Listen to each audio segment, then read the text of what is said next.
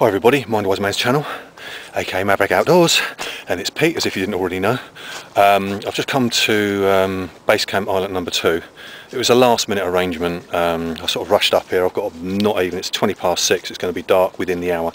So I've just got my kit there. I don't know if you can see it very well. I've got my rucksacks and bits and pieces. But someone else has been here previously on this bit of the riverbank, and I've left their blinking crap everywhere. Tinfoil trays. Obviously I'll clear up some of that. But anyway, that's my little rant over with. Rubbish all around there, look. Plastic bottle over there. Just clear it up. I've got a good mind to put a sign up on this tree, just here, and say, take your home when you're finished with it. Anyway, so I'm going to keep this brief. I'm just going to get myself set up. So it was a last minute arrangement. Oh, just tread on the plastic bottle, Doc. Last minute arrangement to come here, and I just wanted to be outdoors, so I thought I fancied a little bit of a paddle on the river. I didn't have enough time to trek into a particular woods and do some terra firma wild camping, so I'm just going to be here for the night. I just wanted to sleep outdoors. It's going to be a lovely day. It's been sunny all day today. It's going to be a sunny with a little bit of cloud tomorrow, so I want to take advantage of the last bit of sort of pre-autumn weather. It's going to be cold tonight, so I'm looking forward to that. Get myself all togged up. Going to have the fire down there. Just brought the canoe over, so it's a little bit dusky, so over here it's a bit shady, so you can't actually see things very well. So I'm going to get myself set up. I've got about an hour to get the tarp sorted. I might not really need a shelter. It would mainly be a thermal shelter to sort of cover me, just to keep the cold air away, rather than it being a rainproof shelter, because there's no rain predicted tonight. So but I just want to take advantage of this last little bit of sunny, mild weather, and be out here for 24 hours, that's all it is, and just enjoy the outdoors. So I'll catch up with you, if not when I've lit the fire in the morning.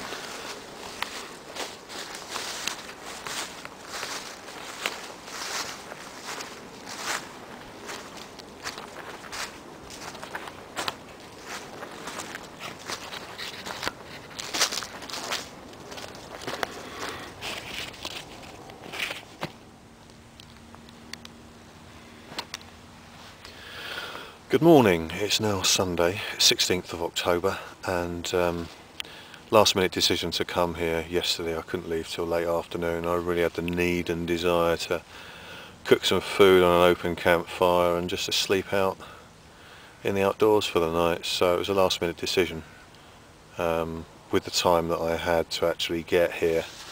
And as you could see from previous, it was getting dark, so luckily enough I was able to procure some wood in areas that I knew that were located around here without actually going blind to find any firewood. It was a cold night last night. It was about 6 to 7 degrees. It was a really clear day yesterday, really nice and sunny, and the heat that would have got through, because there was no cloud, it was a really mild and still night last night. So of course any warmth that had got through during the day Saturday, as I say, it was a really clear blue sky, sunny day. All the heat that would have got to the ground had started to rise because there was no cloud cover last night, and it was really misty round here, all round here. If you imagine where my sort of hand is, there was sort of this misty haze all the way round. It was also on the river as well. It was quite nice to actually go to the riverbank just over there and see the mist. Obviously, because I'm surrounded by water here, so there's obviously going to be a different sort of dampness to the ground and the atmosphere. So of course, most probably more inland near terra firma, further away, there might not have been as much mist. I was nearly tempted to actually go out for a paddle in it, but I thought no, I'll get the fire going and just settle for the night, because that was the objective, was just to get out for a day and sort of just sleep outdoors, which I was really needing to do. So here I am. I say it was a cold night last night, so normal sort of two-season tropical army bag, and then also not just the softy trousers but also softy jacket. So this kept me really nice and warm. I could have maybe done without this, but I did feel the cold about sort of 4 o'clock in the morning, so I thought I don't want that to keep me awake. So I donned this straight on over my fleece, and there's a t-shirt underneath here as well. So it's just my t-shirt, fleece, and then this, so it's nice and comfortable.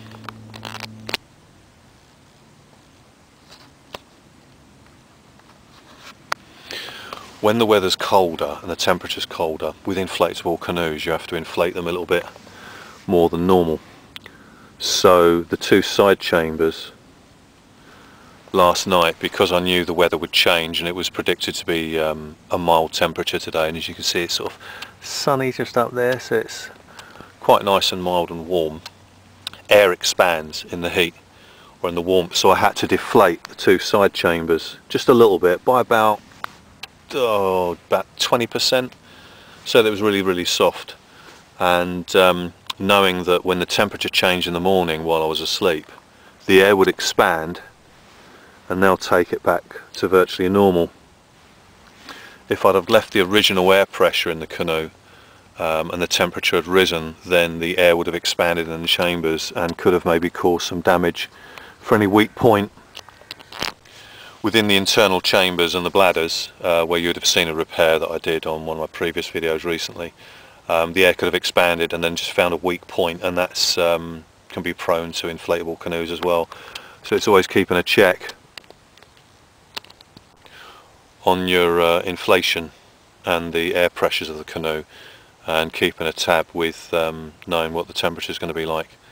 So if you know the temperature is going to rise, then you don't inflate it as much, because obviously the air expands. And of course you've got other factors as well, the coolness of the water. So I could keep that as it is, put it in the water, and then it might get a bit soft again, because obviously the coldness of the water will react on the air in the 2 chambers, which then make it shrink. So I'll double check it before I put it on the waters later on, and maybe just inflate it a little bit more so it's the right pressure and it tracks properly, so I've got the right inflation on the canoe. Anyway, I'm going to make something to eat now, so I'm just going to take all this stuff off, give it an airing, and make some breakfast: porridge, walnuts and mashed banana.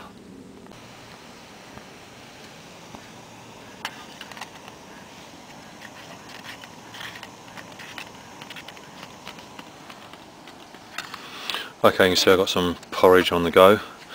2 of those single sachets all ready to go, just sort of put them in the saucepan on the single burner stove. And I've got some crushed walnuts that I'm going to mix in once the porridge is cooked through. And then just before I eat it, so the banana doesn't sort of go soggy when it gets warm, I'm going to slice it up just before I'm ready to eat it. So it'll be porridge, walnuts and banana. Lots of carbohydrates to get me back on the go.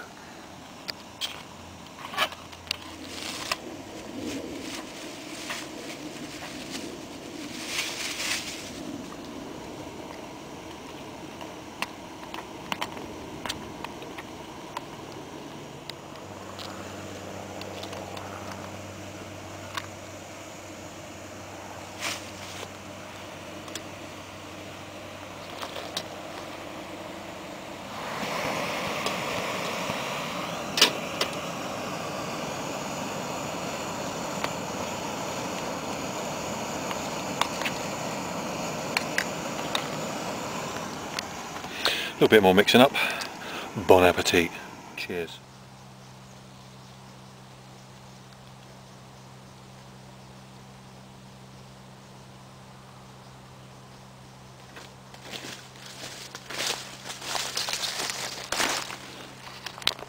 There you are.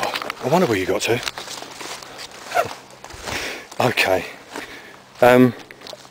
There's 3 barbecue skewers.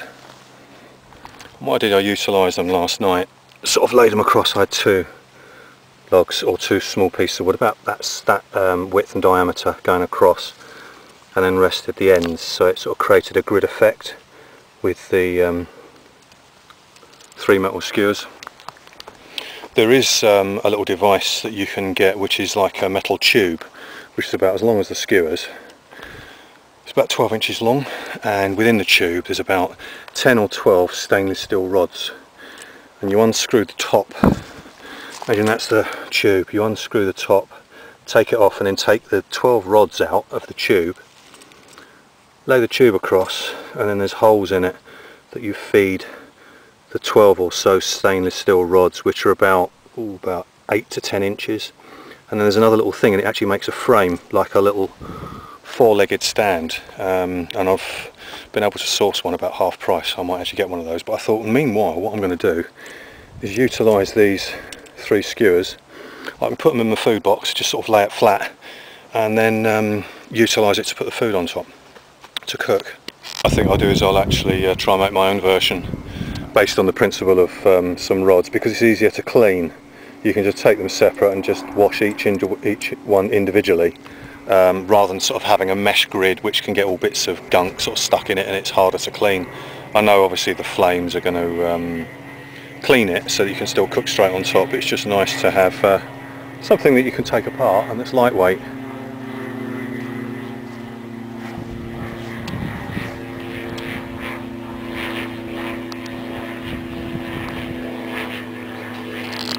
They've come looking for me, they found where I am. Small little aircraft flying over the top of the island. So yeah, that's how I improvised cooking, barbecuing my food on the campfire last night.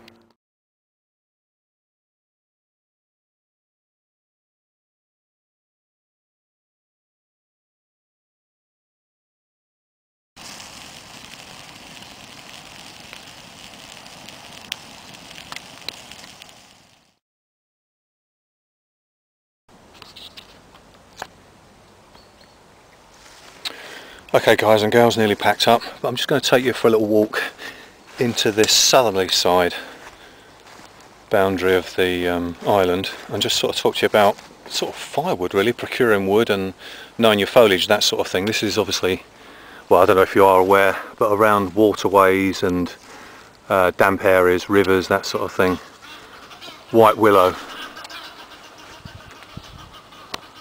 It burns pretty well. It can sort of spit a little bit, but it's an average wood to burn. But obviously where you get the nettles growing around it, here, now this is dying off. I've featured this before as well in a past video when I've been wild camping, and it's cleavers goosegrass, which grows very sort of high. It actually grows upwards, but as you can see, when it dies off, it just hangs over. And as you most probably know, anything that's sort of standing deadwood or any dead foliage that's upright is actually going to stay drier easier than something that's actually sort of laid across the ground or has died off. And what tends to happen, especially with white willow, is that when it sort of dies off, it tends to break in this sort of format, and you'll always get a little bit lurching over. And again, you've got dead foliage here, good for tinder. So I mean, this sort of thing, it's nothing that I've actually read or sort of learned from anywhere. It's just something self-taught. It's just, using logic, getting used to your foliage that's in the areas that you might frequent. You might be somewhere else on terra firma that doesn't have this sort of foliage, so it's just getting to know it so that you know what's appropriate wood that you can procure easily, and then other stuff. So all I've got to do is just come over here and you can see I've got everything I need. Basically tinder, kindling, small firewood, obviously it's more deader stuff over there. But when you're procuring firewood, just getting to know your foliage, and even without actually having to study necessarily from a book, it's actually knowing what's around, places that you've actually been to. But obviously it's good to get information from textbooks as well. But it's just getting an idea of, sort of looking around. So as I just pan around here, where all the grey and brown stuff is, appropriate for fire making. So that's that. I'll take you over to this other part of the island now. Okay, this bit now we're going eastbound, but there's some sort of trod down pathways. Now I know sometimes waterfowl will actually not make as big tracks as this, but you can see there's a sort of a meandering pathway, and it could be that other people might have been round here or use it as a shortcut, because right over that direction on the far further end of the island tends to be a place where houseboats will moor up. Just taking you through here.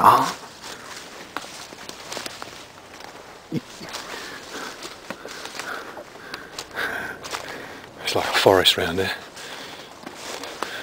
tropical jungle, but obviously with very small growing foliage.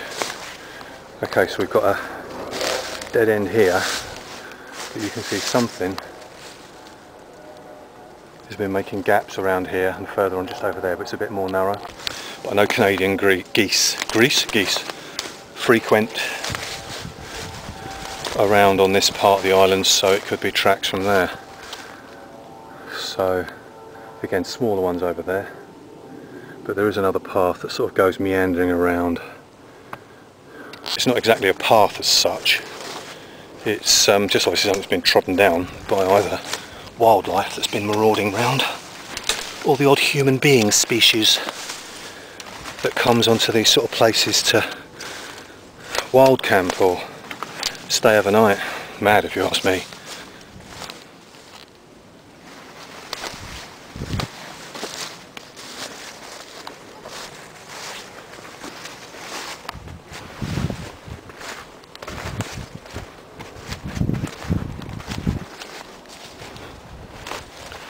Okay, right, it's now coming up to 4:30 on Sunday afternoon, and just been a sort of a brief video really, just sharing with you the fact that I wanted to sort of come out at the last minute, need to get out and just spend the night outdoors and take advantage of the mild weather. As you can see, got a little bit of cloud, but still making the most of it, still walking around in the vest. Light breeze now kicking up, considering yesterday it was quite still.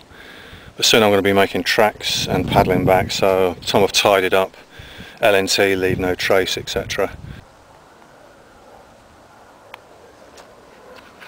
And if the dog decides to eat, if Basha decides to eat any more dinner, just heard her voice and just decide to open her eyes. You having a kip? You having a sleep, Basha? Yeah? So you lay down there then. Yeah, you lay down there. Yeah, you lay down. Of course I am, she says. What do you think I'm doing? So I'm going to LNT, leave no trace, tidy up, so I'll be leaving here within the hour, which will be 5:30, and that will give me some reasonable light from 5:30 to 6:30 to get back to where I put in, just a nice steady paddle back, and then by the time I pack up and make my way home on terra firma, it will just turn dark. So